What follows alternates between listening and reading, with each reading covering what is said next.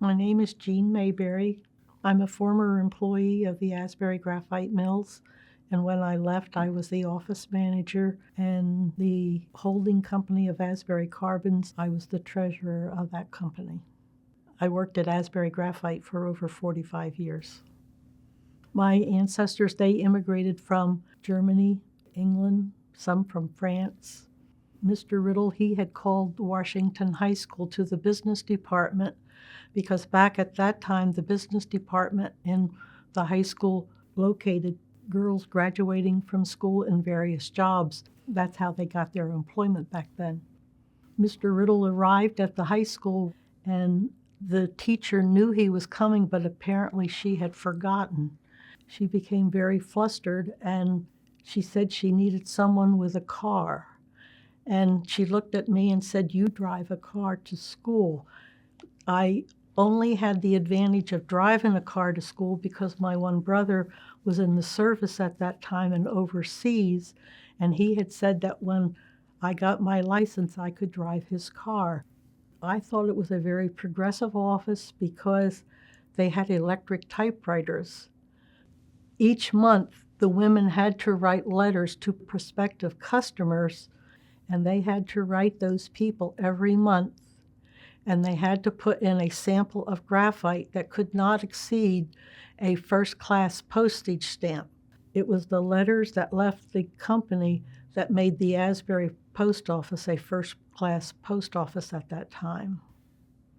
And one year when Mr. Riddle III was traveling in Europe, he saw this machine where people could contact people all over the world, and it replaced the Western Union machine.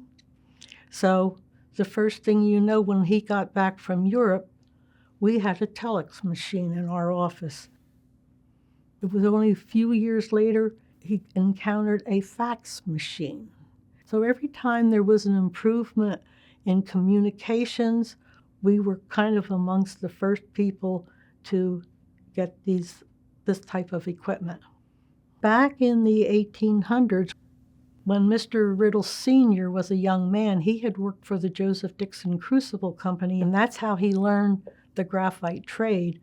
About 95% of the material came in from an island called Ceylon, which was off the coast of India, and is commonly known now as Sri Lanka. And that was one of our biggest suppliers of graphite at that time, because their main product was tea, and that did not have much weight. So they would use the graphite as ballast for the boats. And then when it got to the New York harbors, if there was nobody that wanted the graphite, it was just dumped overboard. Mr. Riddle brought electricity into the town of Asbury, and at that time, I'm sure they converted most of the mills over into electricity. Now, here in Asbury, there was a dock near the Riddle homestead. The family used to go swimming in the river. They used to go rowing on the river. And some of them talked about that for a good many years, about what good times they had when they came to Asbury and could enjoy all the summertime activities along the river. People should know about this place, that it provided employment for a lot of the townspeople, especially the men, because they had a local place to work. A lot of them could walk to work.